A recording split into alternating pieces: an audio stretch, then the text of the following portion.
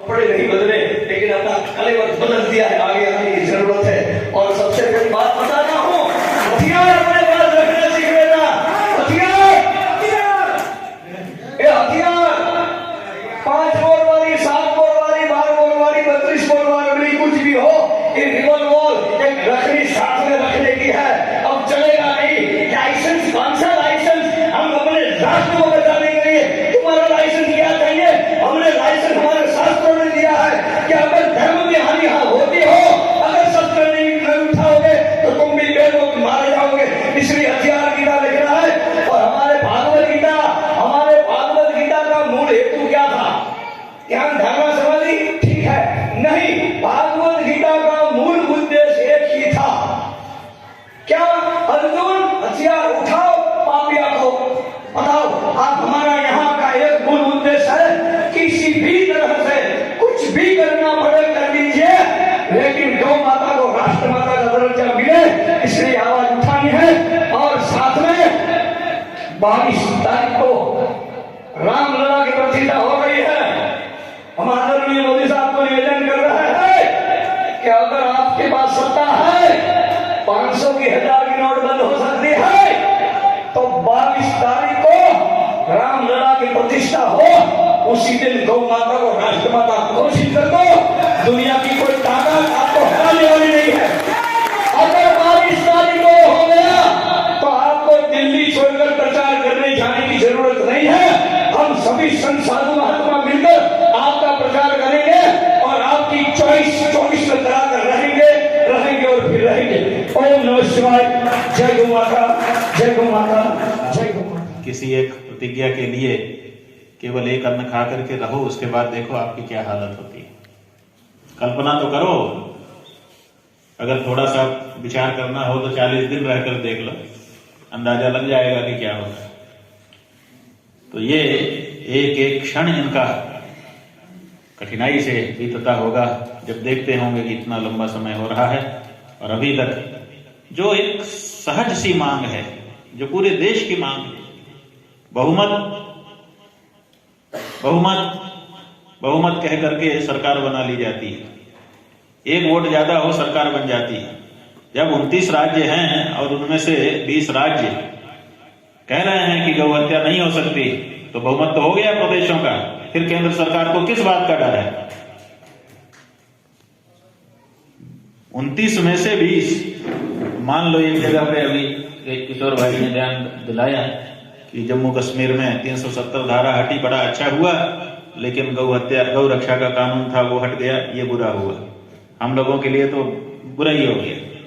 मान लो 29 में से 19 भी अगर एक तरफ हैं और 10 एक तरफ हैं, इसका मतलब है कि इस मामले में प्रदेशों का बहुमत है और बहुमत का सम्मान करते हुए केंद्र सरकार को गौ माता को राष्ट्र माता घोषित करने में किसी प्रकार की हिचक नहीं होनी चाहिए। हमारे बीच में जैसे स्वतंत्रता संग्राम के समय में हमारी एक बहन निकल करके आई थी, जिसको हम लोग झांसी की रानी कहते हैं, ऐसे ही हमारी एक बहन गौ रक्षा के मामले में भी निकल करके आई है। नाम तो अभी हम नहीं जानते हैं ठीक से। मनीषा जी, डॉक्टर मनीषा, ये दिल्ली में उस पद पर हैं जिसमें ये अधिकार है कि अगर दिल्ली में गाय के मांस का व्यापार हो रहा है तो उसको रोक सके। और इन्होंने एक संस्थान में 81 टन गौमांस पकड़ा और पकड़ करके उसको सील कर दिया, मशीनें बंद कर दी। मांस सड़ने लगा तो उसको फेंक भी दिया गया। वो ऑफिसर भी हमारे पास आए हुए हैं हम लोगों के बीच में, जिन्होंने ये कार्य स्वयं अपनी उपस्थिति में करवाया। बहुत बड़ा कार्य हुआ। तो कृपया इनको अगले 2 साल कम से कम उसी स्थान पर बनाए रखा जाए। अगर इनका तबादला आप करते हैं तो हम समझेंगे कि आप सीधे सीधे गौ हत्या में लिप्त हैं। और वो संस्थान जिसके नाम से लाइसेंस है वो नहीं चला रहा है, बल्कि आप चला रहे हैं, जो लोग इसके जिम्मेदार हो, जो लोग इनका तबादला कर रहे हैं। इसलिए ऐसे अधिकारी का हम लोग इस सभा में अभिनंदन कर रहे हैं और 2 शब्द चाहेंगे कि आप भी इस अवसर पर हम लोगों को सुनाएं। Doctor Manisha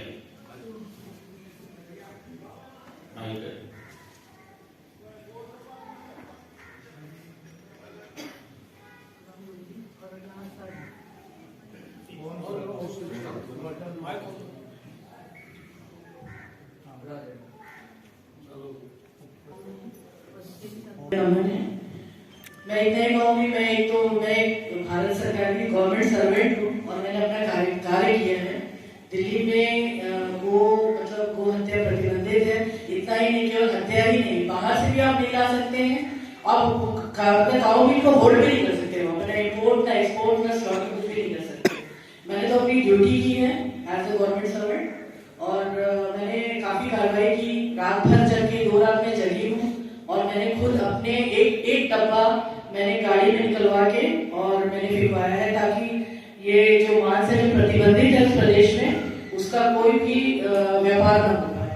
as a government servant मैंने काम किया है, तो मैं चाहूंगी कि एज ए गवर्नमेंट सर्वेंट मुझे और काम करने के लिए सरकार मेरे को प्रोत्साहित भी करे और जो मैं काम करूँ उसे करने दिया जाए।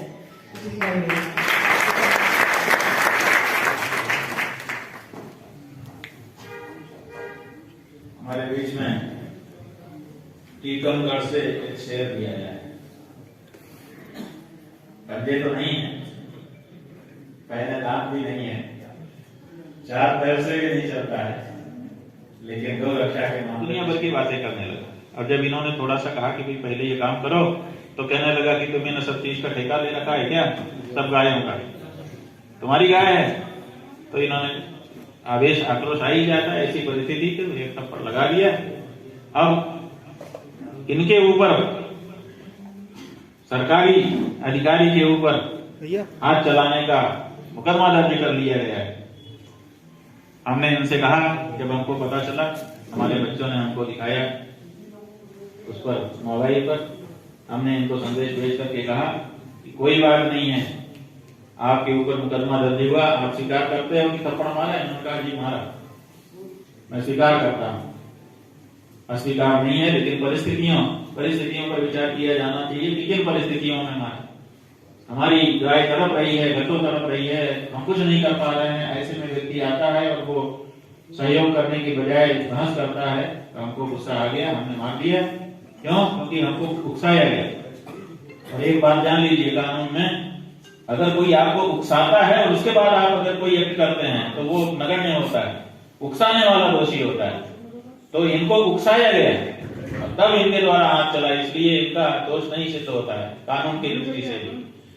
तो हमने कहा इसको तो अपने लोग बाद में बहस करेंगे, लेकिन गाय का बच्चा तो मर ही गया, तो गाय तो किसी तरह से बची, लेकिन बच्चा तो मर ही गया। तो हमने कहा कि आप ही एक उसके ऊपर दर्ज करो, गाय के बच्चे के हत्या का, क्योंकि उसके कारण डॉक्टर के उपस्थित होते हुए भी कैसे मर गया, तो उसके ऊपर हत्या का मुकदमा दर्ज करो, आपके ऊपर थप्पड़ की सजा होगी परिस्थितियों पर विचार करते हुए, और उसके ऊपर गौ के बच्चे के मारने का हत्या का मुकदमा दर्ज होगा, उसकी सजा होगी। तो ये लड़ाई चल रहे हैं, लेकिन इनके द्वारा जो थप्पड़ लगाया गया उसकी गूंज इतनी रही कि लोग गौ रक्षा करने वाले लोगों को प्रसन्नता हुई, और जो गौ के विरुद्ध अत्याचार करते हैं उनको थोड़ी घबराहट हुई कि हमको भी ऐसे प्रमाणित होना पड़ सकता है। तो ये काम इन्होंने करके दिखाया। इनसे भी 2 शब्द हम लोग सुनते हैं, फिर आगे मैं आए हाल पर। जय गौ माता, जय गोपाल, धर्म की जय।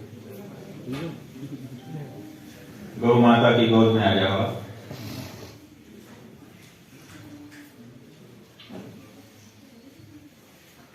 बैठ जाओ, भैया सब लोग बैठ जाओ।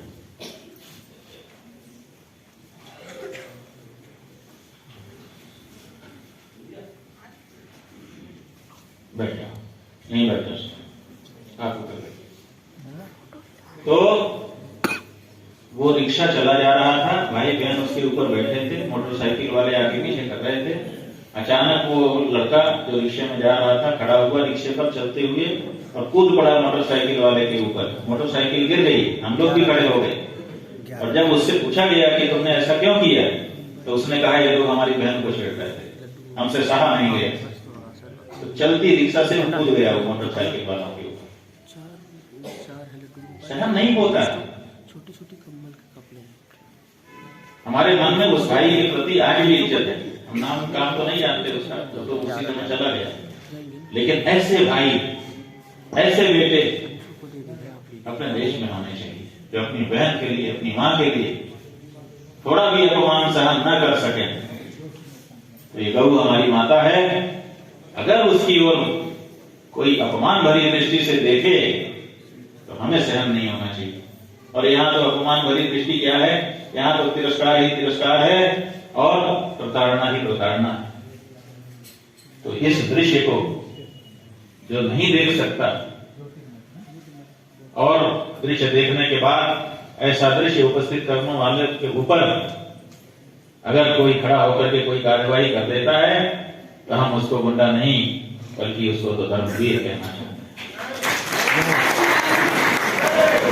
वो हमारा धर्मवीर है और ऐसे ही एक धर्मवीर श्री सतीश शर्मा जी हम लोगों के बीच में हैं। दो शब्द उनसे हम लोग सुनते हैं सुझाव के कि आगे हम लोगों को इस आंदोलन को किस दिशा में लेकर के जाना है। उसके बाद जिंदगी लगा दी इन सभी के चरणों में कोटि कोटि नमन। मैं पंजाबी एक गल करांगा थोड़े नाल। जेड़ी गऊ कसाई दे हथ पै जाए, जेड़ी गऊ कसाई दे हथ पै जाए उदा खून भी नहीं ते खल भी नहीं। जिस बाग दा माली बेईमान हो जाए, जिस बाग दा माली बेईमान हो जाए उथे फुल भी नहीं ते फल भी नहीं।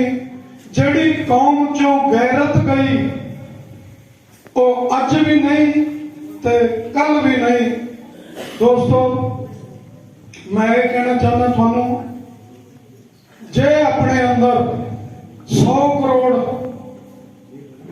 देश में हिंदू है, पर मुझे नहीं लगता एक दिन के लिए भी अगर उनके अंदर गैरत जाग जाए तो उसी क्षण देश में गौ हत्या बंद हो जाएगी, गौ माता राष्ट्र माता की गद्दी पे विराजमान हो जाएगी और किसी की ताकत नहीं कोई गौ माता को तिरछी नजर से देख ले। जैसे हमारे जगत गुरु शंकराचार्य जी प्राण प्रतिष्ठा कैसे करेगा वो, तो ये बड़े शर्म की बात है हमारे लिए। अगर वो प्रायश्चित कर लेगा, अब भी वो प्रायश्चित कर ले, गौ माता को राष्ट्र माता की गद्दी पर बैठा दे, फिर वो अधिकारी बन सकता है वो रामलला की प्राण प्रतिष्ठा में। तो ऐसा मेरा विचार है, सभी अपने सारे काम छोड़ करके अपनी आवाज अयोध्या के चारों तरफ ऐसा एक माहौल पैदा होना चाहिए, साधु संतों में, ऋषि मुनियों में, ब्राह्मणों की भी एकता हो जानी चाहिए। वो कोई पूजा ना करवाए जब तक वो माता राष्ट्र माता की गद्दी पर ना बैठे। इतना मैं आप सभी से विनती करना चाहता हूँ। सभी लोग जो रोड पे लड़ नहीं सकते वो अपनी आवाज शब्द बाणों के साथ वो वहां पर प्रहार करें और गौ माता को राष्ट्र माता की गद्दी पर बिठाएं। जय गौ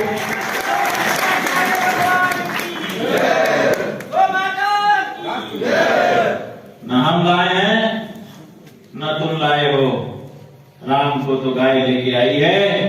इसीलिए राम को अयोध्या में प्रतिष्ठित करने से पहले गौ माता को राष्ट्र माता के रूप में प्रतिष्ठित करो। प्रतिष्ठित करोगे तो तुम्हारी प्रतिष्ठा होगी।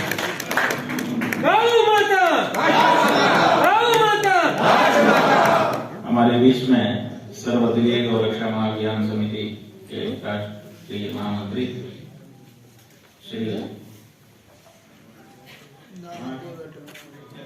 हमारे वेदों के द्वारा, शास्त्रों के द्वारा जिस वाणी का उद्घोष किया गया है उस वाणी की प्रतिष्ठा को बचाए रखना चाहने वाले लोग हैं और इसीलिए ये आंदोलन कर रहे हैं। यह आंदोलन किसी ट्रक ड्राइवर के आंदोलन से तुलना के योग्य किसी हालत में नहीं हो सकता है। ये महापुरुषों का आंदोलन है, संतों का आंदोलन है, पवित्र हृदय वाले लोगों का आंदोलन है, सात्विक लोगों का आंदोलन है और इसीलिए सरकारों को इसको अलग नजरिए से देखना चाहिए और उसी अनुसार व्यवहार करना चाहिए। हरे कृष्ण। ओम वेदानाद घटा घटा घट घटा घाटा घट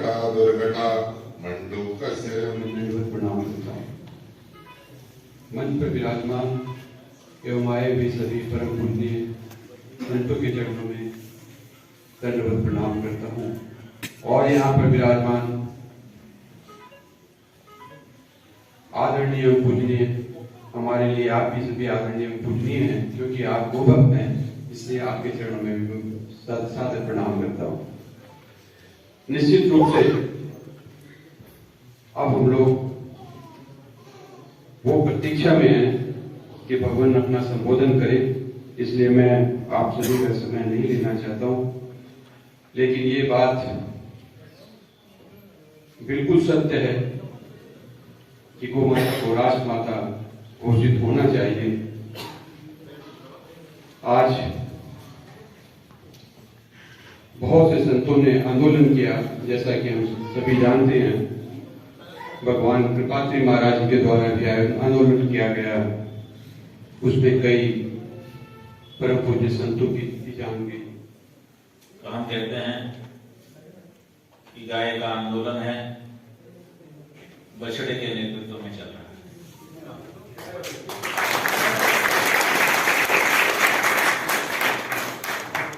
ये जो यहाँ पर केंद्र में गौ माता खड़ी है, जिनके लिए हम लोग ये आंदोलन चला रहे हैं, गौ माता राष्ट्र माता प्रतिष्ठा आंदोलन।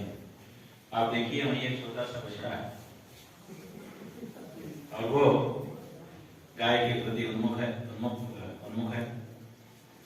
उसी बछड़े के नेतृत्व में ये आंदोलन चल रहा है। अब सवाल ये है कि हम में से कौन ये महसूस करता है कि हम भी गौ माता के बछड़े हैं, एक बछिया है।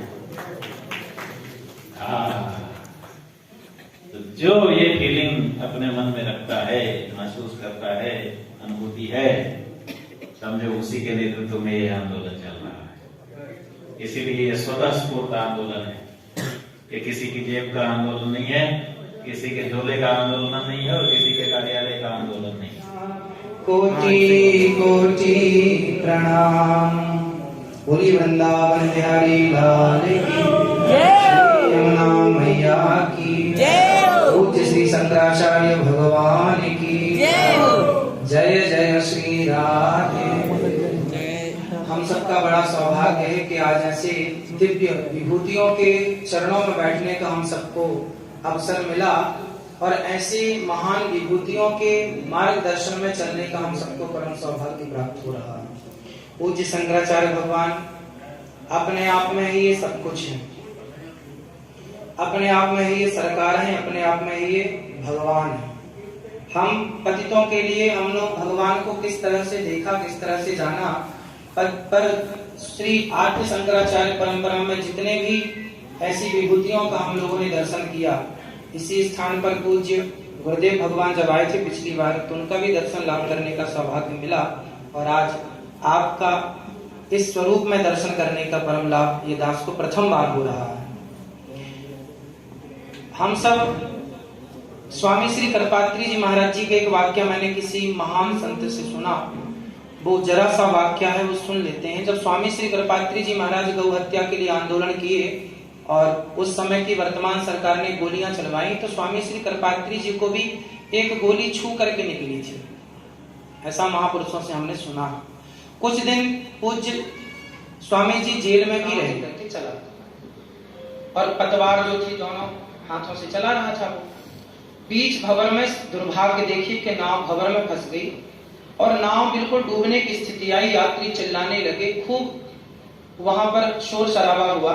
बहुत कोशिश की केवट ने बचाने की कि नाव को बचा ले, पर नहीं बच पाई और अंत में केवट ने दोनों पतवार फेंकी और अपनी जान की, अब उसको पता चल गया कि अब ये तो डूब ही जाएगी, तो केवट अपनी जान बचाने के लिए नदी में कूद गया, पतवार फेंका और कूद गया। दुर्भाग्य देखिए कि वो यात्री भी डूब गए और वो केवट अपनी जान बचाने के लिए भागा, वो भी बचा ही नहीं, फिर सारे मारे गए। जब सारे मारे गए तो सब लोग यमपुरी पहुंचे। यमराज जी ने कहा, भाई कैसे आए कैसे आए? सबने बताया कि हम नाव में बैठे थे, हम डूब गए। चलो आप तो नाव में बैठे थे और गंगा में आप डूबे हैं, गंगा में वो वाक्य था, तो आप सब बैकुंठ जाइए, लेकिन जो केवट है ना, इसको नरक ले जाना पड़ेगा। तो केवट बोला, प्रभु ये तो बड़ा अन्याय हो गया, हम भी तो गंगा में डूबे हैं, हम थोड़ी बाहर डूबे हैं कहीं। ये यात्रियों को आपने सबको भेज दिया, भगवान के धाम गंगा में मरे हैं तो तरेंगे ना, तो सब, और हमें आप कह रहे हैं कि नरक जाओगे। बोले हाँ, तुम केवट हो ना, तुम केवट इसलिए हो कि तुम्हारे ही कंधों पर उन यात्रियों की जिम्मेदारी थी, और जिम्मेदारी थी तो तुम अपनी जिम्मेदारी आखिरी दम तक क्यों नहीं निभाए? तुमने चाबुक फेंक क्यों दिया, पतवार फेंक क्यों दी? यदि तुम वो लिए रहते और लिए लिए डूबते, तुम कोशिश करते करते डूबते, तो तुम भी वैकुंठ जाते, पर तुमने बीच में क्या किया? कोशिश ही करना छोड़ दी। तो स्वामी श्री करपात्री जी ने कहा कि यदि मैं थक गया, मुझे गोली लग गई, मुझे जेल हुआ, और यदि मैं अब नहीं करूंगा, तो भगवान जब ये सवाल पूछेंगे कि क्यों आपने कोशिश नहीं की, तो मैं उस केवट की तरह नहीं हूं जो पतवार फेंक के भाग जाऊं। मैं आखिरी सांस तक गौ माता के लिए लड़ता हूं। मैं तब तक लड़ूंगा, और हारता वही है जो कोशिश करनी छोड़ देता है। आप सब महापुरुषों की वाणी आपने सुनी, पूज्य श्री गोपाल मणि जी महाराज जी की सुनी, पूज्य गुरुदेव भगवान तो हम सबके भगवान के रूप में यहाँ विराजमान है। ये समझना चाहिए कि उपस्थिति शंकराचार्य भगवान के रूप में साक्षात भगवान जी की ही उपस्थिति है। और एक छोटी सी बात जो मैंने अभी इतनी देर में सुना और समझा, इससे छोटा सा मेरा जो निवेदन, मैं तो आपके चरणों की धूल हूँ और आप सबका दास हूँ, लेकिन जो मुझे लगा, जैसे गुरुजी ने बताया कि बैन जब दुष्ट हुआ तो संतों ने समझाया, तो गुरुजी ने मुझे ये भी बताया, पहले जिज्ञासा थी जब सबने कहा, तो फिर गुरुजी ने इस जिज्ञासा शांत की कि आप 31 तारीख को मिलना चाह रहे हैं। मैं एक छोटी सी प्रार्थना आपके श्री चरणों में केवल इतनी करूंगा कि हम सब तो आपके साथ हैं, और तन से, मन से, धन से, सब प्रकार से, परंतु बैन से स्वयं संत मिलने गए थे और संतों ने बिठा करके समझाया कि भाई अभी भी मौका है। तो हम केवल ये निवेदन करना चाहते हैं कि सभी शंकराचार्य, आप श्री और आपके माध्यम से जितने महापुरुष संत, क्योंकि आप हैं, आपके पीछे तो हम सब हैं ही, तो जितने भी शंकराचार्य हैं, हमारे 4 शंकराचार्य हैं, और जितने भी महापुरुष हैं, दिव्य संत जन हैं, इन सबको आप सब एक साथ जाकर मोदी जी से समय लेकर के, भाई 22 तारीख के पहले समय लिया जाए, और समय लेकर के एक बार शांति से कमरे में बात की जाए कि क्या आप हमारी बात सुनना चाहते हैं। यदि आप सुनना चाहते हैं, क्योंकि मोदी जी से ही हम सबकी उम्मीदें भी ज्यादा हैं, तो हम एक बार राजा से बात कर लें, क्योंकि बैन से पहले बात की गई, समझाया गया। तो आप सभी संत महापुरुष, हम तो पब्लिक जनता जनार्दन, जब सब साथ में कहाँ जाएंगे हम लोग, हम तो आपकी धूल हैं।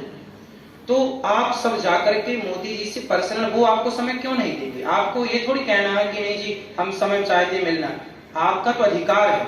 अपने अधिकार का प्रयोग करके चारों शंकराचार्य जाएं, और जितने भी और भी महापुरुष हमारे